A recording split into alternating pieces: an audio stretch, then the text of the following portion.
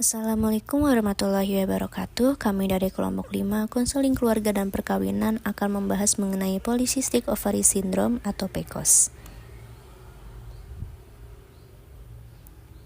Kami yang beranggotakan pertama Nuraini Putri Pandini, kedua Alira Sofura Makarim, ketiga Setiawati Wulandari, yang keempat Isnaini Safiti, yang kelima Alivia, keenam Leni Krismawati, ketujuh Elina Aliviana, dan yang ke-8 Anggatri.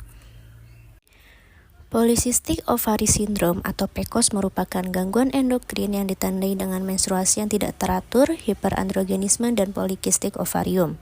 PCOS atau yang dikenal sebagai sindrom gangguan ovarium diartikan sebagai gangguan endokrinopati pada wanita dengan usia produktif, di mana terdapat proses ovulasi yang terhambat akibat tingginya kadar hormon androgen dalam tubuh. PCOS berkembang ketika ovarium distimulasi untuk memproduksi jumlah hormon androgen yang berlebih, terutama testosteron dengan cara melepaskan hormon LH yang berlebih pada kelenjar pituitari anterior. Hal tersebut mengganggu perkembangan folikel. Nilai LH yang berlebih inilah yang dianggap menjadi penyebab utama dari hipergonadisme ovarium PCOS dalam efek stimulan dari LH pada sel TK. Data pendukung, pada tahun 2015, dari 8.612 wanita rentang usia 28-33 tahun, sebanyak 5,8% diantaranya mengalami PCOS, dan sebanyak 309 wanita penderita PCOS tersebut mengalami infertilitas. Data tersebut membuktikan bahwa hampir 72% wanita penderita PCOS mengalami infertilitas. Infertilitas pada PCOS disebabkan karena anovulasi, di mana perkembangan folikel hanya mencapai ukuran 10 mm.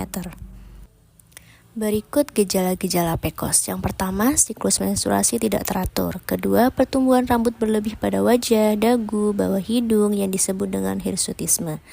Yang ketiga, jerawat pada wajah, dada, dan punggung bagian atas. Yang keempat, kenaikan berat badan atau kesulitan menurunkan berat badan. Kelima, penipisan rambut atau kebotakan dengan pola kebotakan laki-laki. Yang keenam, kulit menjadi gelap terutama pada daerah lipatan leher, selangkangan, dan lipatan payudara. Yang ketujuh, tonjolan daging bersifat jinak yang disebut skin tag, biasanya di daerah ketiak atau leher. Penyebab PCOS. Hingga saat ini, penyebab sindrom polikistik ovarium belum ada yang mengetahuinya secara pasti. Namun, ada beberapa hal yang dapat meningkatkan seseorang mengalami penyakit ini, yaitu yang pertama, memiliki hormon insulin berlebih. Hampir 70% wanita mengalami PCOS mengalami resistensi insulin. Ini berarti tubuh tidak menggunakan hormon tersebut dengan baik. Akibatnya, kadar insulin menumpuk di dalam tubuh dan hal itu bisa menyebabkan kadar androgen lebih tinggi. Yang kedua, faktor genetik.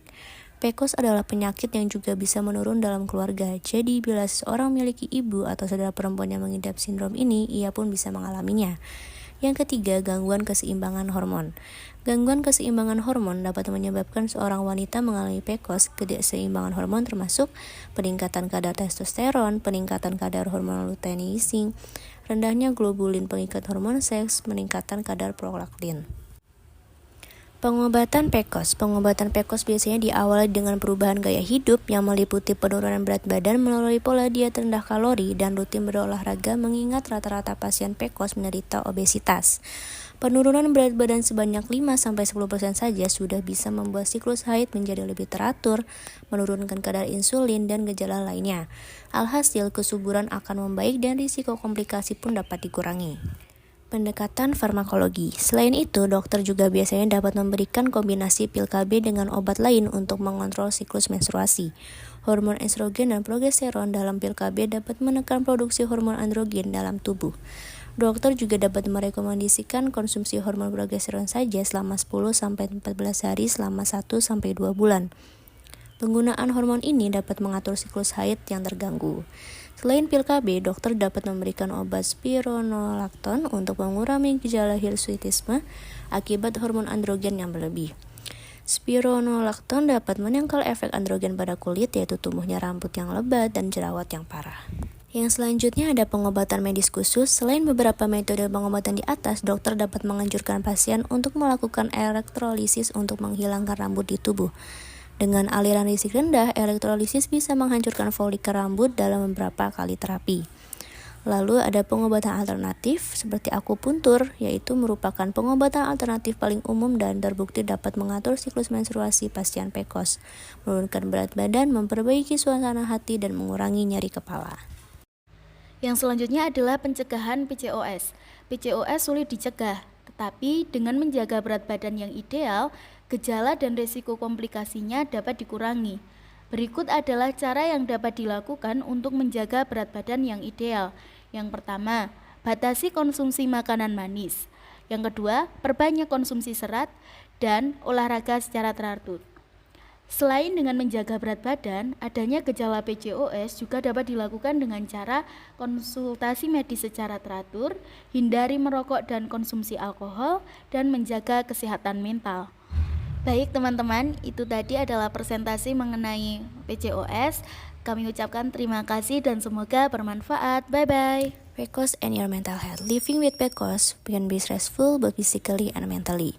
The toll it can take on your fertility might affect your emotionally too.